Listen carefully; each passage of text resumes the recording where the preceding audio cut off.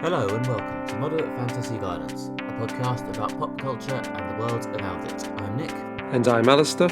And this fortnight it's time for another all Netflix episode as we take our long-awaited look at their mind-bending time travel series Dark, having finished recent season 3, and then we'll also be looking at their new movie The Old Guard, based on the comic by Greg Rucka and Leandro Fernandez. But before all that Netflix, Alistair, what Netflix have you watched in the last 2 weeks?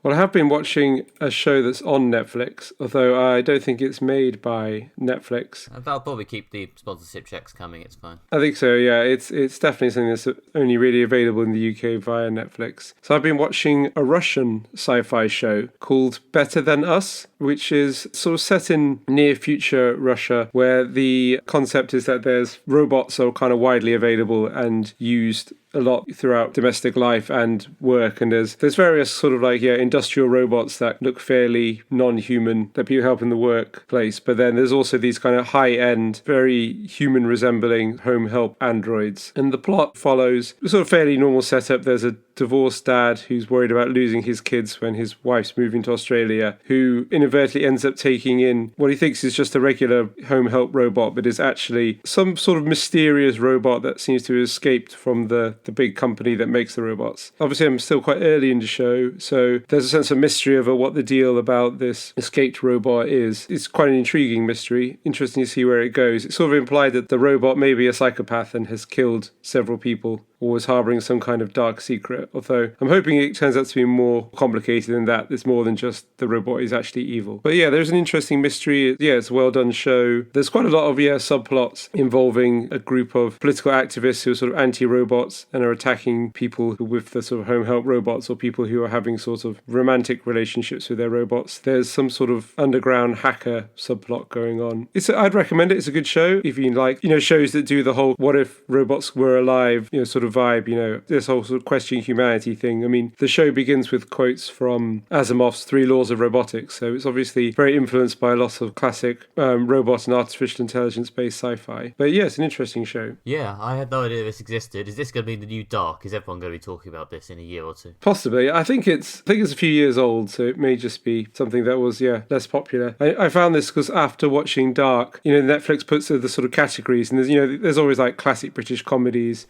And things like that. But sometimes some of them are like alarmingly specific. And one of them I had was foreign language science fiction, a category that generated for me. Yeah, and there was recommended in there. I think it's a self-contained 18-episode show, so I don't believe there'll be future series as far as I'm aware, but I've not got to the end, so there might be a throw to series 2. Yeah. I'm not sure. I did look it up on Wikipedia, and all it says that the first season came out last August, so it's about a year old. The whole thing, for me, certainly in terms of the feel of the visuals and production values, it kind of reminds me a bit of Black Mirror. And also, it's exploring lots of issues to do with the contemporary surveillance state and technology. There's lots of drones flying everywhere that are kind of monitoring and scanning the populace. There's the main character works in a morgue, and there's also a sort of crime subplot to do with people the robot may have killed. So there's a lot of police surveillance drone stuff. So it's kind of got the feel, the visual feel of a Black Mirror episode, and also it's kind of engaging with some of those themes about technology and modern society that Black Mirror has. Yeah, the plot on the poster I saw looked a bit like that Channel 4 show Humans, which I never watched, but I hear some people liked. Yeah, that's another Robots Are They Alive show, I believe. I haven't seen that either, but I think it's in a similar sort of a vein, or even possibly directly inspired by it. Okay, so would you recommend it to people who liked Dark? Would you say it's a good thing to watch after Dark? I'd recommend it, certainly to people who like Dark. If you're interested in sci-fi, non-English sci-fi, then I'd recommend it. I mean, it's not got the sort of mind-bendingness that Dark has. It's more of a... Well, was my next question, is it going to be weird? Not in the way that Dark's weird. It's much more of a straight-up, more sort of cyberpunk thriller. There's killer robots, there's hackers, there's dodgy cops. So yeah, it's much more of a sort of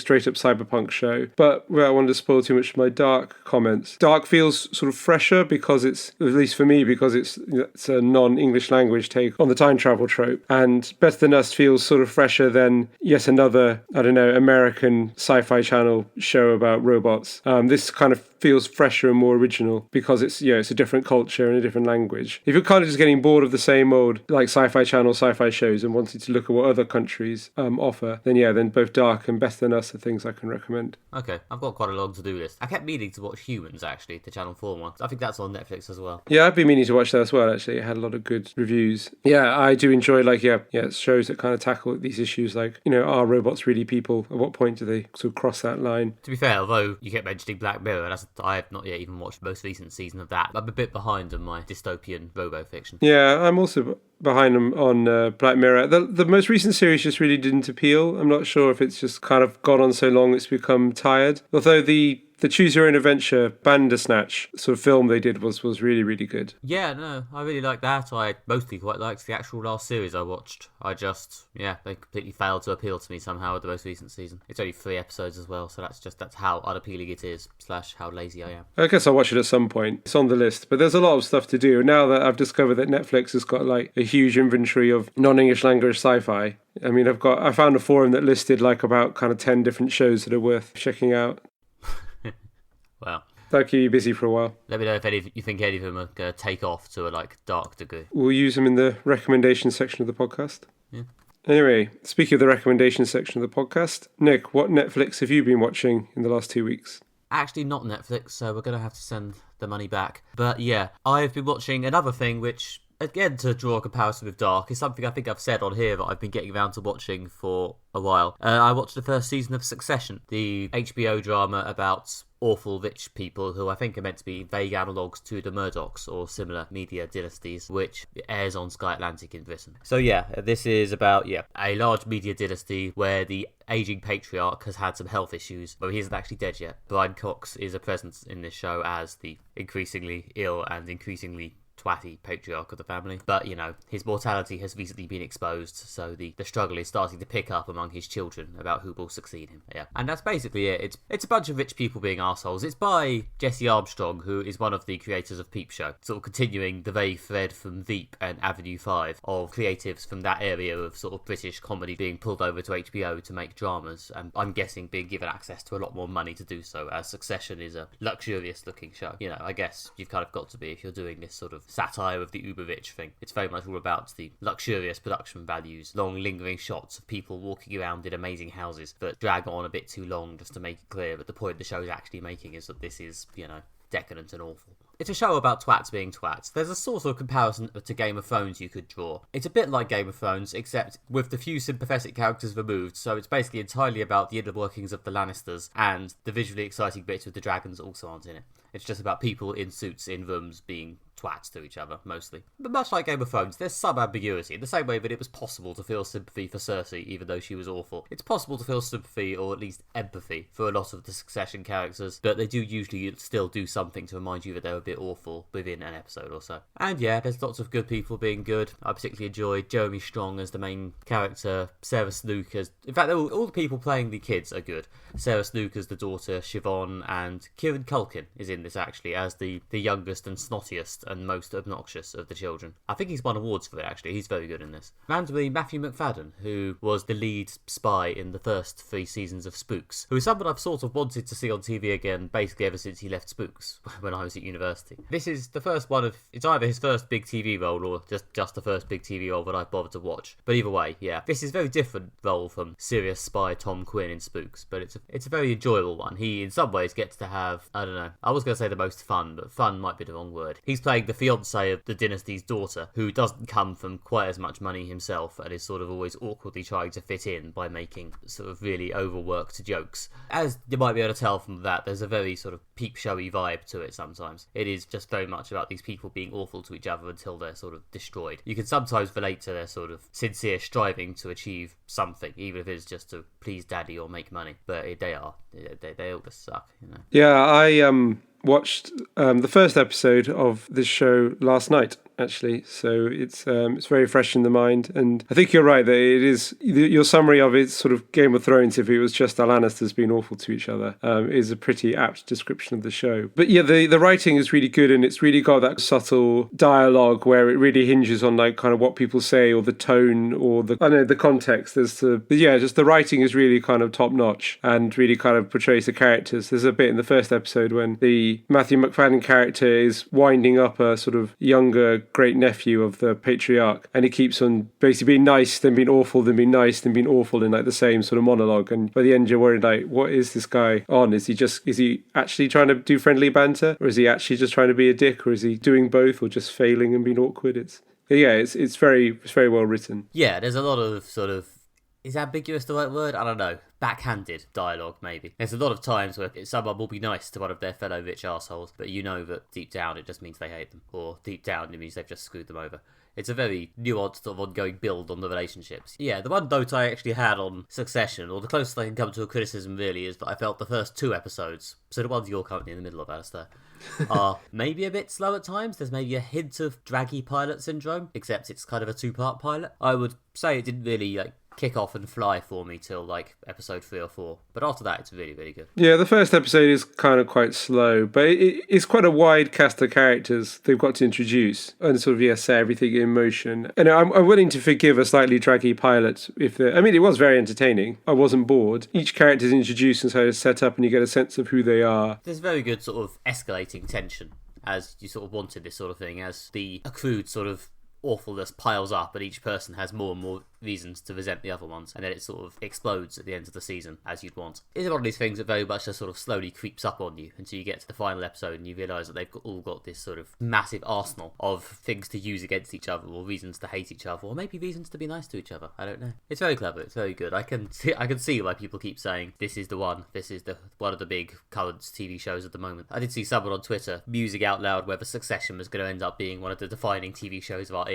The one that really says something about our times. I don't know if they're right or not, but it is interesting that this seems to be the closest we have to a big iconic HBO show of the moment. I'm probably just missing something obvious. I'm not sure what other current shows are picking up a huge amount of ongoing heat. Was this what's going to fill the void left by Game of Thrones? Yeah, exactly. It's awful rich people. I mean, I guess, as we both said, maybe it's the one that's the most similar to Game of Thrones in a way. Yeah, and also different. I think there's been a scramble for new sci-fi and fantasy because people are like, the next big thing will be like Game of Thrones. Probably not. Game of Thrones was a big surprise that a fantasy show could become so popular, and now I think the next big thing will be something else. It's certainly a show that everyone raves about, and it's been lauded with awards and critical applause and things like that. And I mean, I've only seen 1 episode, but if it continues in the trajectory I assume it's going on, I can see how good a show it's going to be. There's only been 1 series so far? There were 2 seasons. The second one was last year. They're both on Now TV at the moment. I assume the 3rd season was meant to be this year. Whether it still will be for all the usual reasons, I don't know. I guess time will tell whether it's going to be as big a deal as Game of Thrones. Usually shows I find become absolutely massive when they hit their kind of 3rd or 4th series. They have to build up some steam, acquire some fans, have a sense of it's an event when the new series rolls around. Maybe, they're going to hit the mega stratosphere with the 3rd series. Yeah, but the first season aired, I got a sort of vague underhum of, this is interesting. I think it was around the 2nd season that it sort of went from being a well-reviewed show to a genuinely really popular show, was the feeling I got. It seems to be a lot of people picking it up around when it came back for season 2. Yeah, just as I think it was around season 3 or so of Game of Thrones, the series that ends with the Red Wedding, when that was the one when it felt like every single person in the world was watching. Anyway, Succession. As everyone says, it's good, although it may not technically be eligible for the old end-of-year top 5, as it did not air this year. Well, it depends if they get a 3rd season out this year, I suppose. First up this episode, we will be reviewing the 3rd series of Dark from Netflix. The show follows the lives of several characters in the small German town of Winden, who are wrapped up in a complicated loop of causality involving time travel and alternative dimensions. The plot is very complicated, and I won't be able to summarise it in this sort of opening gambit. There's probably going to at least have to start with spoilers for Series 1 and Series 2, or at least some, because it's almost impossible to talk about the show without describing the weird, complicated plot in some way. Series 3 begins the day that Winden is destroyed in 2020, and Jonas discovers of the existence of the alternative world. Season 2 was my second favourite show of 2019, so I was incredibly excited when the 3rd and final series was released last month. So we just finished watching Series 3, the final series. So Nick, are you any less confused about what's going on? I mean, to be honest, when I finished season 2, which was quite recent, I made a conscious decision, I think, sometime last year, that I would watch all of Dark just before season 3 came out, because everyone kept saying how complicated it was, so it's okay, I'm going to do it all in one go, so I can just power through into season 3 and have it all in my head. So I did that, successfully, just about, and as a result, I think I almost just about maybe understood it. There's certainly a couple of bits where I blipped and, what? Who sure what?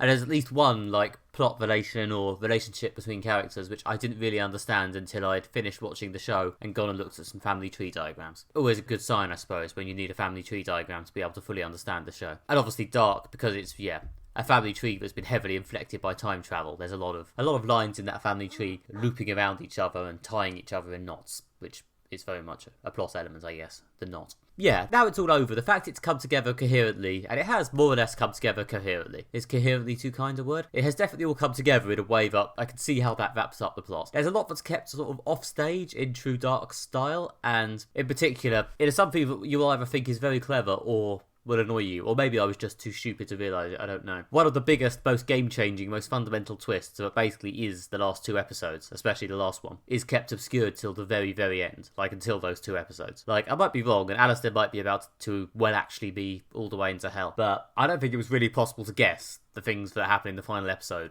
before the last, 1 or 2. If it was set up, it was incredibly subtly set up. I mean, again, we're probably going to have to drop spoilers for the whole show. I mean, it's been out for a while. We'll drop a wall at some point. I'm going to try and at least not spoil the actual ending for a bit. Yeah. I mean, I didn't see where it was going, and although in the final 2 episodes, the bit that brings the plot together, although there was some mysteries, that there was some things I didn't know that they kind of revealed, it wasn't something I'd seen telegraphed. What I knew was there was a big piece of the puzzle missing, which is kind of the sense you get. They kind of reveal kind of what's going on, this kind of weird causal loop that they're kind of going around in this big cycle involving time travel that's kind of eternally perpetuating itself. There's a bit in the show where they explain the bootstrap paradox, that if you send something back in time and it creates itself, then obviously you've created an item that has no sort of origin or end. And the plot of the entire show is a giant bootstrap paradox going across both time and an alternative dimension, and you kind of get the sense there's a missing piece of the puzzle, and then that's revealed in the final episode. But what that missing piece is, I didn't have really an idea of. I mean, yeah, it's all one gigantic bootstrap paradox, isn't it? I mean, the idea of a lot of the plot of season 3 is that all the paradoxes loop back to one individual, the unknown, or the infinity symbol, or whatever you want to call them.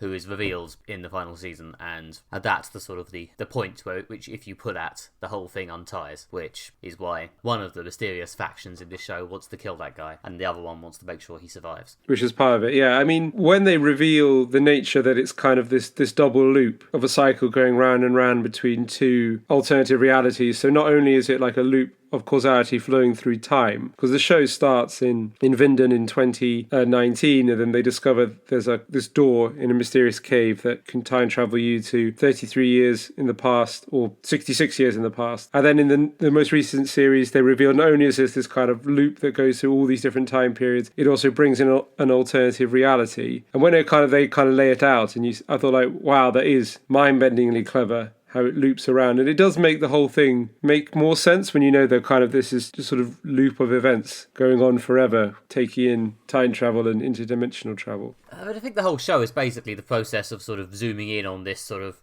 zooming out, if anything, of this sort of diagram.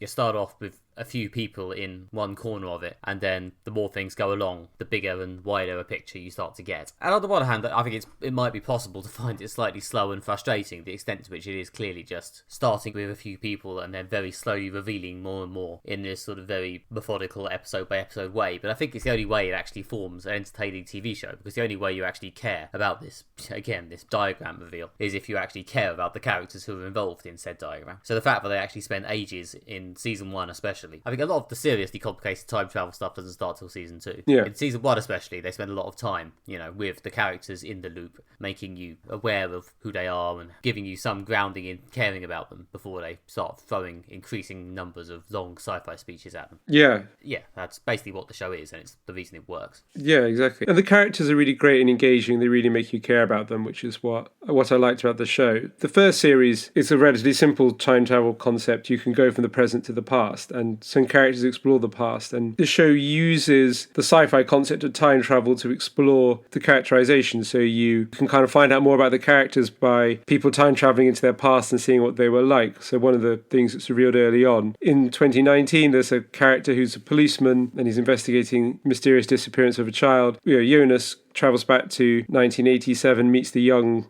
version of this character, who discovers that he was, a sort of a punk and a teenage tearaway and disrespected authority and had a sort of vendetta against the local policeman, partly because his brother disappeared in the past and the police didn't really do anything about it. And it's, you're just using the sci-fi concept to explore the background of that character. And as time goes by, they go back further, and you see through the time travel, they lay out the sort of the family trees of the kind of characters, and you learn about who they are and what shaped these people based on their history, which is a really interesting way to use a sci-fi concept like time travel, tell a story that's really about characterization. Then in the second series, they start laying in more of the actual sort of sci-fi plot, and the two run sort of parallel to each other. And they both work. There's one of it in the sense that it's, in essence, it's a family drama or a kind of small town drama. And it works as a small town drama. And it also works as a sci-fi show about causality and fate and time travel and interdimensional travel. Yeah, and in the third season, if anything, we do take flight a bit. Like, I feel like we leave a certain amount of the rooting in a certain set of characters behind in season 3. I mean, I guess some of that is almost the theme of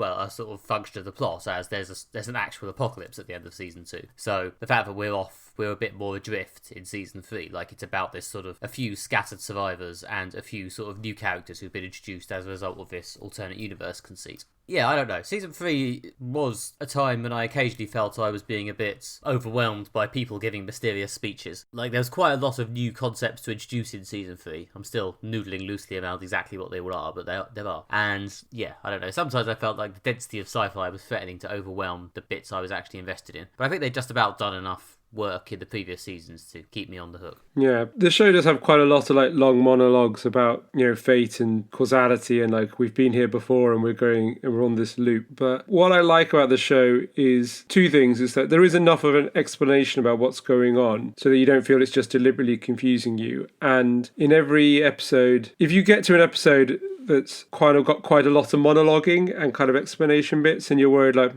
this is a bit slow, that episode will end with like something like an interesting or exciting revelation, and the next episode will be more kind of action oriented. I mean, this isn't a show that has like gunfights or things like that, but if they do a slow one, there's always a fast one after it. It's well paced and things like that, and they've clearly thought about it. Well, yeah, what they're good at, especially in the earlier series, but in the later ones as well, is explaining a lot of these concepts through actual, like, meaningful demonstrations. You don't just have them explained in rambling abstract monologues, or sometimes you do, but you also, if in that case, have it shown in terms of how it actually affects these characters you already know. And it does work to make the fucking baffling plot seem like it makes some kind of sense. Yeah. Again, seem like. I'm pretty sure it basically does. I'm also sure that if I googled dark plot holes, there's probably an encyclopedia length volume about it. They definitely don't explain absolutely everything, although it does, as far as I'm aware, it makes entirely internally consistent logic, like everything flows together. I can't think of a flaw or a gap. Things like there that. were a few bits in the family tree that I didn't realise from the show until I looked it up and realised that I would have had to pay much closer attention to realise them. I think they're both relatively close to the end spoilers, so I guess I won't mention them yet. But yeah, I'm pretty sure it does hold together in itself, and one of the good things about,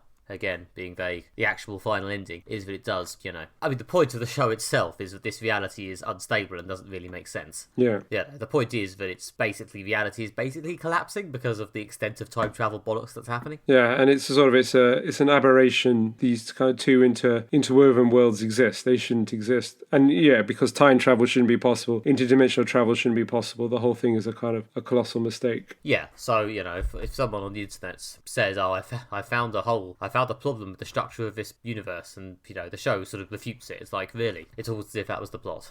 Yeah. Go away. So yeah, I don't think holes in the logic are really an issue here. It is a mystery box, I guess, to use a parlance, but it is a show that's just about revealing stuff. But I think because they clearly knew where they were going, like, I can't believe they didn't have this ending planned. I might be wrong. I haven't done any research. I haven't listened to any interviews. I don't know if the creators have commented, but I can't believe they didn't have roughly this ending planned, because it does seem to hold together more or less. Yeah, in each sort of series reveals more and more based around the original concept of the history of this small town in Germany. So yeah, the way that the first series gives you a rough outline of the 3 or 4 main families and their relation to each other and the kind of main events, and then the second and third series, they don't add really more families, or there's very few new characters introduced. It kind of just fleshes in more detail what happened in the relations between various characters, and then the third series just does it again. And then it introduces an alternative reality, which is a way of exploring how might things be different if things were subtly different. The alternative reality where everyone's kind of a goth seems to be one of the...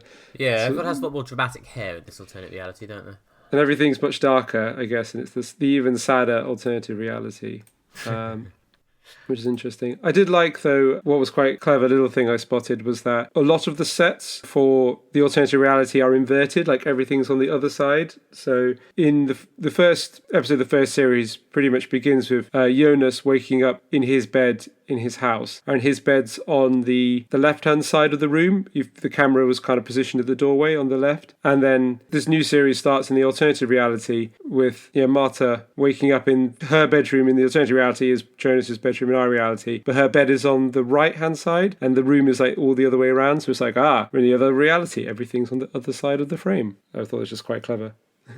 Maybe they just flipped the frame. Although I guess that would depend if there was any text visible in shot. Yeah, and then maybe they flipped the frame or maybe they rebuilt the set. Most likely they just flipped the frame. But I thought little things like that were quite clever. Yeah, I liked a lot of little touches. Like there were people who are... I think there's a bloke in the reality we see first who's missing an eye, and then in the alternate reality he's missing an arm. And random flicks like that. With the show, I mean, I guess it's kind of inevitable. The show with a sort of small town weirdness thing. It reminded me of Twin Peaks in a couple of ways, in that it had this sort of soapiness bleeding into this sort of weirdness. I mean, the main difference between Dark and Twin Peaks is that Dark actually does want to try and explain the weirdness, whereas David Lynch does not give a shit. Yeah, I definitely got some strong Twin Peaks vibes from this. There's things like sort of secret cults or sort of slightly obscure kind of occultist goings on in this supposedly very normal, like even slightly boring small town. There's definitely a lot of Twin Peaks vibiness going to it. And it begins with police investigating mysterious disappearance that with possible connection to supernatural or sci-fi goings on. So there's definitely owes a lot to Twin Peaks.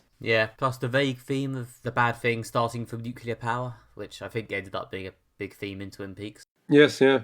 And some allusions to incest being part of the unnatural bad thing. Although in Twin Peaks, the incest is bad abuse, whereas in Dark, the incest is kind of weirdly played as both bad and as sort of soft romance. Yeah, Jonas and Martha don't know that they're related. Until they do. Until they do, yeah. Do you have specific things to say about the actual plot points of the last few episodes? Do you want to drop some sort of spoiler wall? Yeah, I've got a bits to say, not a huge amount. But yeah, I think if you've not seen the ending of Dark, then stop listening now and go see it, because it's best approached not knowing what happens. So this is your spoiler warning? Yep, done now, and come back in a few minutes, whatever it says in the show notes timestamps, for our review of The Old Guard. Thank you. Yeah, so the ending is that, the Jonas from the first reality and the Marta from the slightly gothy reality time travel to a third reality, because the trifecta is an enduring symbol in Dark. So obviously there's a third piece of the puzzle, another reality, which is where a time travel experiment went wrong. And it's a sort of, a familiar plot line of there was a scientist, his son and family died in a car crash. He's trying to build a time machine to go back and save them. And then that time machine malfunctioned and is what's created these kind of two splintered realities where time travel is possible. Yeah, they basically go back, they stop the son and the family from being killed in a car crash. So the time machine's never built, and then the whole sort of weird, broken double realities is erased. And I liked it as an ending. It wrapped it all up. It brought it to a definite conclusion. The fact that it ends with the two main characters basically meeting someone in the rain and quietly persuading them to go home, rather than go on a dangerous car ride that results in an accident. For a show that's a sort of quiet mystery, the fact that it ended with a conversation, a sort of emotionally loaded conversation, rather than like there being a gunfight or some kind of epic moment in which like good must vanquish evil, I thought that was very appropriate and a very nice way to end it. Yeah, no, I agree. I was, even through the third season, I was very much in a sort of, how are they possibly going to end this? Like, there was a point in the third season, I'm allowed to do spoilers now, there's a point in the third season where Adam, the evil future version of Jonas, kills Martha. I think Martha and their baby with a big circly time vortex thing. There's a point where I sort of thought, oh god, is this going to become the sort of constipated energy zapping X-Men ending? Am I going to spend the next few episodes watching people throw energy vortexes at each other whilst grunting and straining? And I'm very happy that did not happen, basically. I was much happier with the version we actually got. Yeah, that would have been a slightly rubbish way to end it. When they introduced Adam and made it clear that he was future Jonas, I was always quite interested how they were going to get him to that point, and I'm impressed by the number of plot contortions they had to do to get him to that point. But yeah, I guess they pulled it off. Yeah, I liked the second last episode that fills in all the different bits that happened along the way, and all the in between bits and other strangeness that connects everything else up. Considering they canon through all the other loose threads in like an hour before the end, and it was an interesting way to go about it. Yeah. Yeah, the point in season 3 where I was a bit sort of, oh wait, what? Was when Jonas dies. Yeah. Is the protagonist version of Jonas, who we followed since the beginning, basically, is killed at the end of one of the midway episodes of season 3. Yeah. And then they invoke this sort of split versions thing. This sort of fork in the road, wherein there's a version of Jonas who went with Martha into the alternate reality, which is the version we follow, and then there's the version who didn't, who just survives and lives to become a bitter supervillain. Yeah. I mean, I think the thing is, like, the way it splits is that in one split, the Jonas from our reality dies, and the Jonas from the original reality dies, and the Marta from the sort of gothy reality dies, because that Marta is the one that goes on to then be killed by Adam in the time vortex. So there's one kind of cleft in the timeline, or in the part of the loop, where they both get killed. Original Jonas and the sort of alternative reality Marta. And then in the other cleft, they both live and go on to be the older versions of themselves, the evil versions, Adam and Eva. But do you mean that Jonas dies in the apocalypse, or do you mean Jonas dies in that episode where he gets shot by Marta? Yeah, he dies in the one when he gets shot by Marta. But the Marta that kills him goes on to be killed herself by Adam. So that cleft, they both die, and then the other one, they both live, I think is how it works. And what you don't see is the causation of events that's put in motion by both Marta and Jonas dying, how that series of causation loops back round and causes them both to live. You see that the bit where Marta doesn't go into the house and take Jonas to the alternative reality, and then she goes off with Bartos, and then the one that goes off with Bartos is the Marta that lives, it grows old and becomes Eva, which then loops back round to the Marta that takes Jonas away. That's how it works, although part of the loop you don't see. I think that's how it works. Although I might be wrong, because it's very complicated. Yeah, that was the one point where I was a bit sort of, wait, what? Who? Again, it's part of the diagrammatical pullback of it, in that happens, he dies, and then he's there again. And he's growing up to become the stranger and then to become Adam. And it's not necessarily possible to understand that until you've seen the rest of the series. Yeah, you have to have seen the whole thing. I think also, at some point I'd like to rewatch the whole thing all through from the beginning, because it might make more sense on a second viewing. I rewatched Series 1 and Series 2 in quick succession before watching Series 3, and it did make a lot more sense on a rewatching. There was lots of little things they went through quickly, which was, once you know the broad strokes, you can pick up the smaller details more easily. So a lot of some of the family tree stuff and some of the different bits made more sense the second time around. Like the first time I watched it, I hadn't picked up on the twist at the end of Series 2 that Elizabeth was her own grandmother. That kind of went over my head. I realised that's what happened when I watched Series 2 again, and obviously how that happens is a major part of Series 3. I got that. I didn't get the part about Seja being in... She's there in the future as well. She's Jonas's half-brother, and then she's also Bartos' future wife. Yeah. And I had no idea that she was also there between those two events in the future in one of the earlier seasons. Yeah, she's at the beginning of Series 2. Yeah. I thought, when she was introduced in Series 2, I got confused. I thought she was the older version of Marta. But because obviously I didn't know she dies at that point, because I assumed she was another brunette. They wear a lot of masks in this show. I mean, especially in the post-apocalyptic wasteland bit. Yeah, I also didn't get I think this was quite subtly implied, to be fair, but I didn't get, until I later looked at a diagram, that the unknown, the cleft-lipped son of Jonas and Marta, was also meant to be Tronte Nielsen's father. I got that when I looked at a diagram, and obviously that's one of the big ways in which him existing ties the knot together, because if he doesn't exist, then, Ulrich doesn't exist, and the entire, Nielsen family doesn't exist. Yeah. So, there we go. But, yeah, I did not get that myself. Yeah, that's definitely part of it. I don't think I got that. Again, that might be something that if on a second viewing it's a bit more apparent, but... Yeah, I knew he turned up with just his mother. I did sort of get that, I guess, who his father is might be a plot point, but I didn't realise that it had at some point apparently been subtly revealed. But there is a lot of little things like that there's a lot of detail, and some of it does go over my head. It did really help also looking at some family trees. But the show does a really good job, I think, of a lot of it has these sort of long monologues that kind of go what is time? What is fate? Are are we free or are we controlled? And you could sometimes think that it's a bit sort of heroes level pretentious opening monologue. But what it is usually done is to show you lots and lots of footage of like different actors playing the same character at different points in history to remind you these two are the same people. This is what's going on. Sometimes even like literally split screen with the younger and older version of a character. Yeah. So yeah, I mean, the show is very good at giving you these reminders of like, these are the same people, these people are connected, to try and constantly kind of give you little hints and tips and along the way to make it easier to follow, which I thought was well done. I don't know if I've done my position as a podcast expert any harm by devoting what seems like hours now to the things I didn't understand in Dark. But I am impressed the extent to which things are, relatively clear in this ridiculously complicated plot in the space they have. Yeah. And yeah, it's a very sort of purpose-driven show, I guess. It's very unsentimental about just ditching characters who it's not interested in anymore. Like, the amount of characters who are like key point of view characters in season 1 and who are basically vanished by season 3 is quite high. Like, Jonas is a pretty constant presence, and Marta as well, I guess. In fact, if anything, Marta gets more to do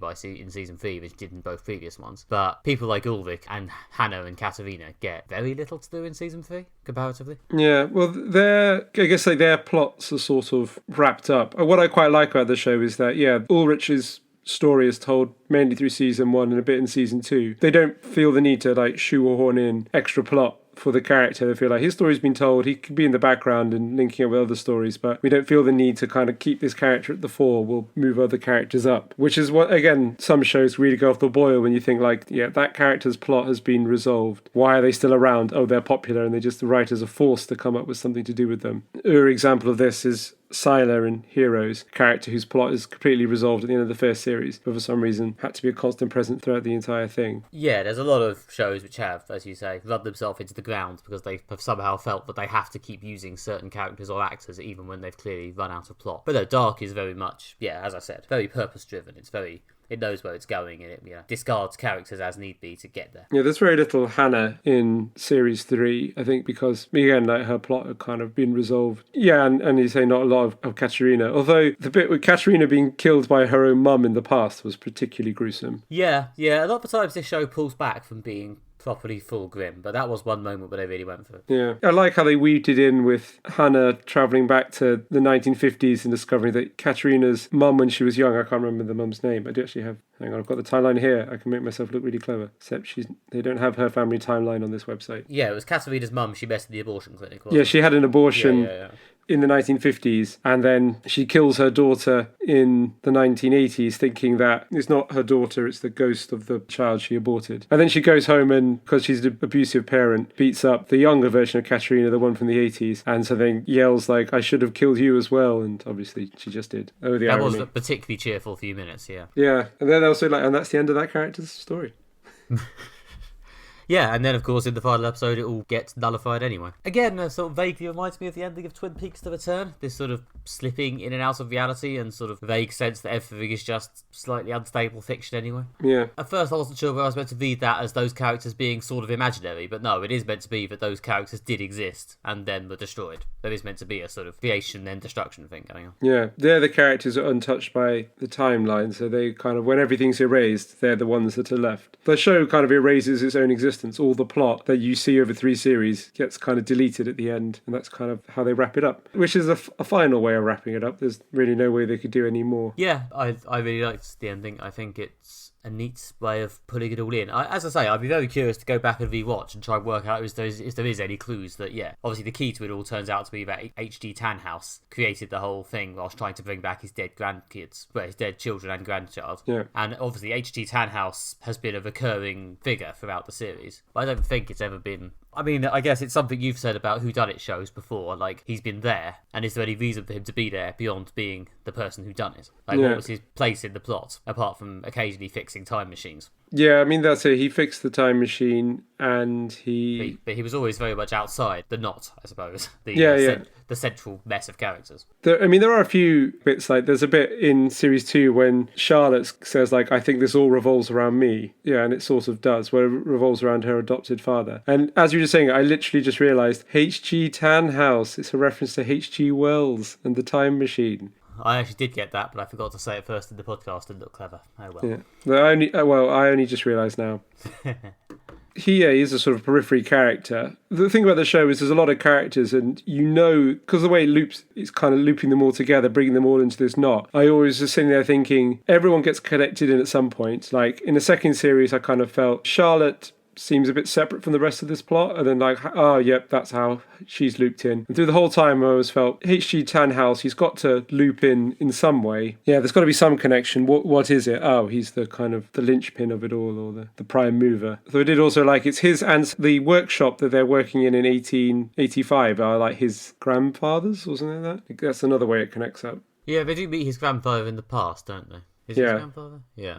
Assume it's his grandfather. And that still happens then. That actually is part of the actual reality. His father had invented time travel anyway, or did... No, his father just his grandfather, I guess, run just an industrial working space, and he wanted them to create time travel, but I guess it wouldn't be possible for him to do it because they need the God particle, stuff that's created in the reaction in the power plant. Because the time travel is only possible because of the weird black goo thing that's created by the power station. It's buried underneath it. That's only created, I guess, in the alternative splinter reality, I think. Again, I think that's how it works. I could be wrong because it's complicated. And as long as the God particle stays in the drums, it just causes this passageway in the caves to be time travel. I guess so, yeah. But I get the feeling that the God particles can only be created in the splinter universes. It can't come into existence in other universes. And opening the drums that contain the God particle causes the end of the world. Yeah, the way it's all being buried, it releases the time power and it causes time to skip. I think it's very briefly mentioned at the beginning of Series 2. That's why the whole world has kind of been wiped out in the future because, time skips, which screws up all the computers in the world and wrecks the whole planet. Again, if I'm not getting this right and someone does know the actual sequence, please write in and let me know. It would be good to understand it at some point. I think I've understood it after watching it twice and studying the timelines a lot. It's on the confusing side. It made a lot more sense watching it the second time, yeah. Anyway, yeah, it's a good show. And as you might be able to tell, the fact we've just talked about it for nearly an hour solid, there's a lot to discuss. Yeah, I really, really like this show. I find it hard to put into words how much I like it or why. I mean, as I said with Better Than Us, it's partly because although it's playing on some established like time travel plot lines that have been, it's not like, the idea of a small town where time travel's part of them is not a wholly original idea, but partly because it's a German take on it, it's slightly different. There's this kind of different culture and language, makes it feel slightly fresh and original. It's got really good plot and characters. It's just kind of really well written. It's like firing on all cylinders. There's something just really captivating about it that I just really enjoy, and it's just really well done. I don't know. Yeah, no, it's just a very hypnotic thing to watch. It's just, I know some people who have started watching it and stopped because they found it quite slow, but I found it quite mesmerising. Considering all the episodes most of the episodes anyway, are nearly an hour, I found it quite easy to watch. It's just well made. Like there's always like right at the end, like a little twist or like something that propels the next episode forwards and makes you think like, ooh, gotta watch the next one to find out what that is. Yeah, and there's always a montage about 5 to 10 minutes before the end of the episode. Yeah, with the song. But yeah, always a song montage, like with Clockwork Efficiency at about the same time. And then there's a little bit of drama after the song. Yeah. You think that would be predictable, but it's actually good. And it kind of shows you where all the characters are at that point and kind of what their emotional state is, which is quite nice, yeah. Yeah. Kind of reminds me a bit of when I was watching like Borgen and The Killing back in the day. I think they always had a similar sort of, it's getting towards the end of the episode, better have the montage. The Killing had that, definitely. Yeah, I don't know if it's a general Euro TV thing or if it's just a stylistic decision, or maybe, who knows, maybe the people who made Dark just really fucking love The Killing. Yeah. So yeah, unlike Succession, this probably will be in my top 5 TV shows at the end of the year. Probably towards the very top, unless some amazing shit comes out in the next few months. Well, I've just been reviewing my list of best TV of the year, and I've put Dark Series 3 in position number 1, just knocking Better Call Saul off the top spot. Yeah, it's got a good shout for number 1. I don't know. We'll see if there's more Succession. We'll see if anything else comes along. But considering it is now, much as it saddens me to admit it, fucking July, and therefore less than half the year remains, I don't know what's going to come on. We'll have to wait and see. Yeah. Tune into future episodes of the podcast where we'll be reviewing whatever comes along.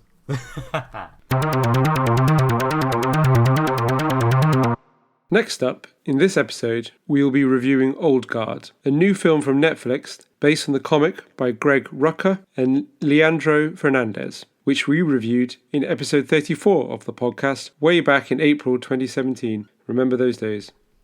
No. It was before the pandemic began, so I have no memory of it. It's just now and the vague past. Old Guard, the film, follows a group of immortal soldiers who've been fighting in wars throughout history, and today are mercenaries being hunted by a big pharma who want to study them, where they're also searching for a new immortal soldier who has just awakened in Afghanistan. We watched this film recently, so Nick, what did you think of it? Well, fans of my Extraction thoughts a few episodes ago may get a slight ring of familiarity here. It's a solid, if slightly bland action movie, starring a big name lead, and like a small turn with someone else with a vague profile. It's ticks along pretty well. The action scenes are reasonably energetic. It's got some fantasy elements this time, the sort of immortality twist. I thought Extraction was slightly better just because it had a bit more momentum and zip to it, but The Old Guard is watchable enough. It moves through its plot. The characters have issues and resolve them. It's maybe a bit slow in the first half, and I found the dialogue a bit functional. In fact, to be honest, I'd say being a bit functional is kind of the problem I have with the whole thing. It's fine, but it's like, again, it's aggressively fine. It's slightly static. The villain is shit. It's alright. I didn't regret watching it. It's fun enough, especially in the second half when the action gets going, but it never, for me, threatens to become special. Charlize Theron's in it. That's nice. Although, again, if you want action Charlize, then Fury Road and Atomic Blonde are both better. That was my review. I agree with that. Yeah, I completely agree when you say, like, this, it's very fine. You know, I can't really say anything that I thought was, like, particularly bad about it, but... I can, the dialogue. Okay, the dialogue was fairly pedestrian, but I mean, it wasn't like offensively bad. I don't know. There weren't some bits where I just felt like, oh, just like sitting here cringing about how bad this is. Yeah, alright, fine. I'm being mean. The dialogue did not make me cringe through my sofa. It was merely just a bit flat, and I felt slightly lacking in distinct character. I mean, it's a entertaining film. It's got some good action sequences in it. I thought one place where it might sort of distinguish itself more than being fine is thought the choreography of the action was good. There was a sort of frenetic energy to the fighting that was certainly entertaining, but overall it's not a hugely original film. I mean, it's got some fairly generic fantasy plot line reminiscent of The Highlander. On balance, it's probably better than The Highlander. The Highlander's, I suppose, got sort of camp fun, but it is also quite shockingly bad in places. It's got like, a lot of army film stuff in it. Like, again, it's not doing anything original with the army film. There's a group of mercenaries. They go around the world sort of fighting in conflicts that you've heard of in the news to make the film seem topical. They get betrayed by a shadowy, possibly government, possibly corporate entity, and they have to hunt down the person who betrayed them and take revenge. So mixing a generic fantasy thing with a generic army thing makes the whole thing slightly less generic, but not a lot. But that didn't make it unentertaining, but it also didn't make it anything particularly to write home about. There's some bits and bobs. There's some nice sort of action sequences that are kind of specific to their power set. You know, the Old Guard's whole thing is they die and they come back, or they can take a huge amount of punishment and it heals. So you could use that to do a few specific bits. Like there's a scene where one of them takes out a baddie by leaping out of a tall building and taking the baddie with them because they know they'll survive. Yeah, that was good. There were some good bits like that. Yeah, there's a few fun ideas and they're all pretty well executed. As I say, generally the more action there is, the better the film is, and therefore it gets a lot better towards the end when there's a lot more action. Charlize Theron is pretty good, but her character gets saddled with a fairly generic, I'm immortal, I'm old, and I'm tired, and I've just been doing this for too long type character arc. It's fine, and Charlize Theron is very good. Whoever cast Charlize Theron in this can probably have some sort of very small prize, as she is probably what elevates it from below average to average. Yeah, no, I thought she is very good, but like I say, it's not a patch on how she is in Atomic Blonde or films like that. I mean, she's really, really good as the kind of, I guess, the premier woman action star of today, and this is very, very much on brand for her, this film. Yeah, I mean, as people have pointed out, there are, a lot of laudable things about this film from a progressiveness standpoint. It's got a gruff female action star, it's directed by a person of colour, it's got a gay couple in it who are handled in a fairly straightforward, romantic way without, spoilers, killing one of them. It's a pleasant film, it's a decent film of the moment. The villain is clearly meant to be Martin Shkreli, and... Played by it's Dudley from Harry Potter. Yeah, I guess on some level I can't fault that casting, but I must admit I felt like he was playing it a bit broad, maybe, like a very two-dimensional performance of an evil Martin Shkreli-esque character. Yeah, I felt like there was room in the film, especially considering a lot of the heroes were playing it so angstily straight, for a really good actor to come in and play a sort of really gleefully evil villain, and instead you just had Dudley from Harry Potter doing a slightly okay version of that. I guess at the beginning they're sort of setting up. There's also, I mean, it's got quite a good cast and quite a lot of people in this film. The guy who was the villain in Doctor Strange. Yeah. Well, the sort of friend-turned-villain. Yeah, and in he's the villain in Serenity, and he was in Children of Men, and lots of great films. He's got a really good CV. Yeah, he sort of starts out this film as the villain. I mean, yeah, you get the feeling that he's going to be the villain of the piece early on, and then he has a sort of more complex character journey, or complex at least by the standard of this film, that he realises that he's betrayed them and done a bad thing, and kind of comes around to being good. So he's got a bit more of a character journey, and being a very good actor, he emotes it better. But then I guess the real villain is his boss, who is just a cartoon bad guy. Yeah, I mean, again, to go somewhat further into spoilers than the world really needs, there's a concept about a former member of the Old Guard which is introduced in the middle of the film in quite a memorable flashback sequences. It's actually one of the best bits. Yeah, that bit is quite unpleasantly disturbing. Which actually flashes back in some ways to my review of the comic, where I believe I said that the historical flashbacks were some of the best bits in that as well. I don't really have any strong points to make on how this compares to the comic, by the way. I thought the comic was a sort of okay exercise, elevated largely by the art, and this film has no art. What was I going to say? Yeah, there's a concept introduced about halfway through about a former member of the Old Guard who met an unpleasant fate. And just sort of, it's so lucidly reintroduced and so clearly lantern shaded. Lantern shaded? Is that what I'm trying to say? Who knows? But you're sort of waiting for it to come back.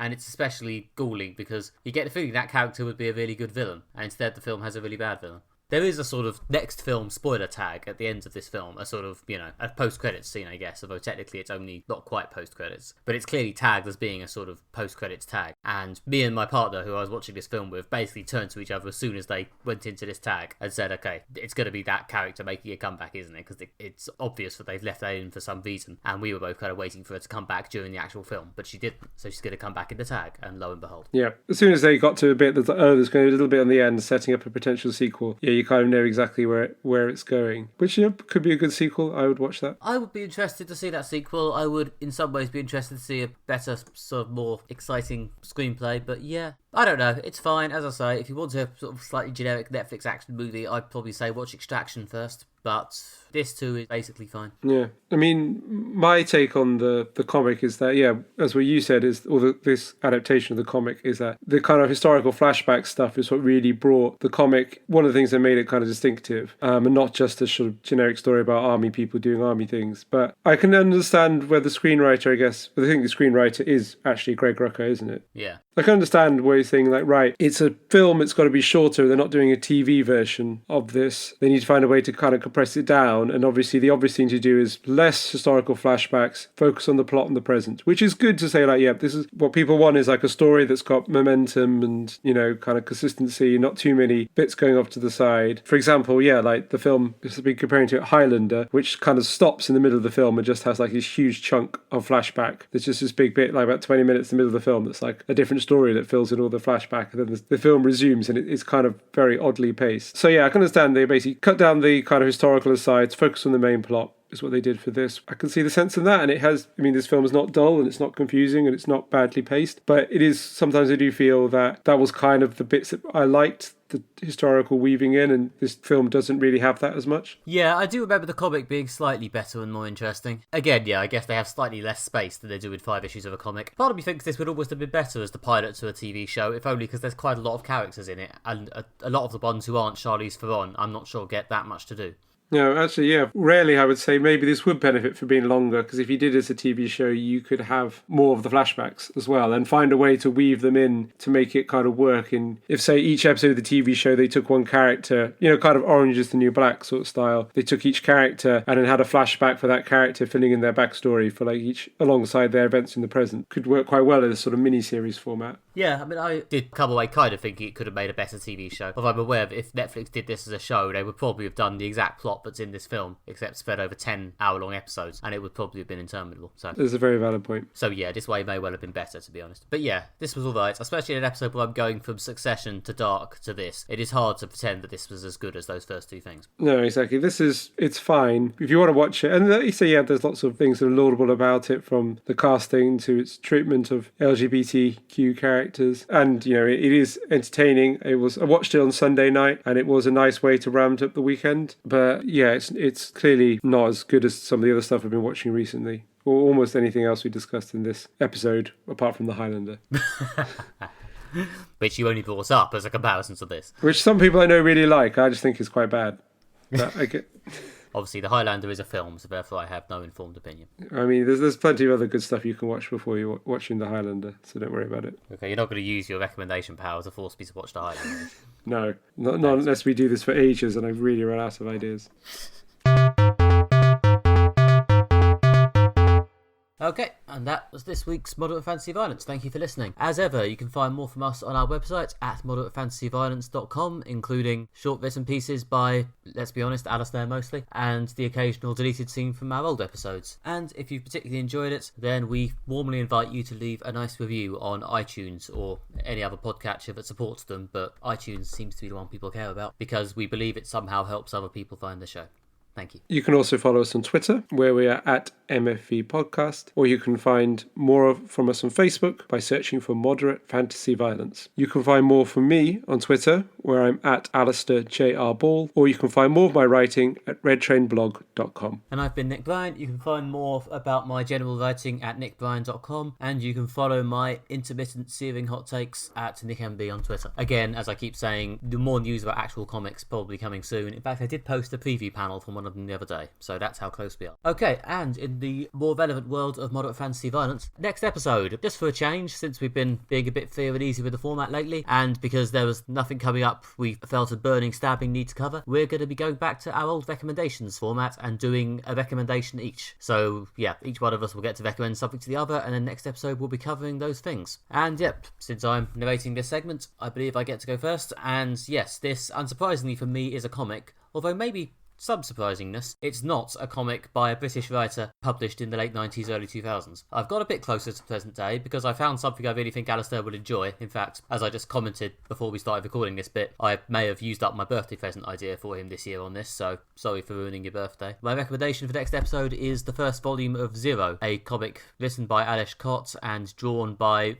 multiple artists. It's like a different artist every issue, sort of telling the story of this super spy called Edward Zero in a sort of back and forward flashback, multiple eras, multiple genres type way. It's a very strange comic, and it gets a lot stranger in the later volumes. In some ways, the bits we're going to be covering next episode are some of the more understandable ones. But yeah, I think Alistair would really like it, so we're going to give it a shot. It sounds exciting. This is not something I've heard of, and it's not something we've discussed on the podcast before, as far as I'm aware. So yeah, something new. I'm always excited to find something new. Yeah, no, Alish Kott's work has not yet been majorly tapped for adaptations of stuff. He's done a lot of good, well-reviewed comics, but he's not really become a household name outside comics yet. So yes, I thought it would be a good time to introduce you to him. Excellent. No, I'm excited for that. And my recommendation to you, Nick, for the next episode is the 2000 Japanese film Battle Royale, about a group of school kids who are put on an island and forced to fight until only one survives. It's quite disturbing and quite violent. It's and is something of a cult classic. I have not seen this. I've heard of it, usually in the same sentence as the Hunger Games. But yeah, I'm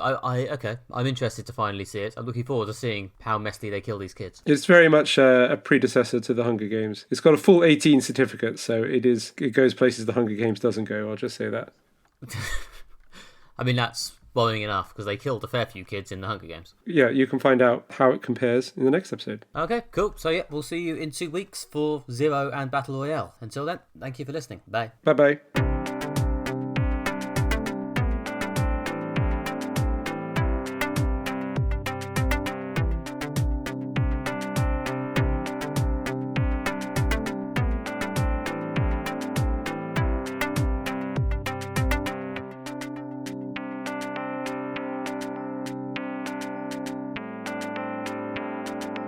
Yeah, the characters are really interesting, and it's really written, really well written.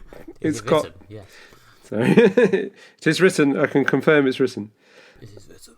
Anyway, Kevin.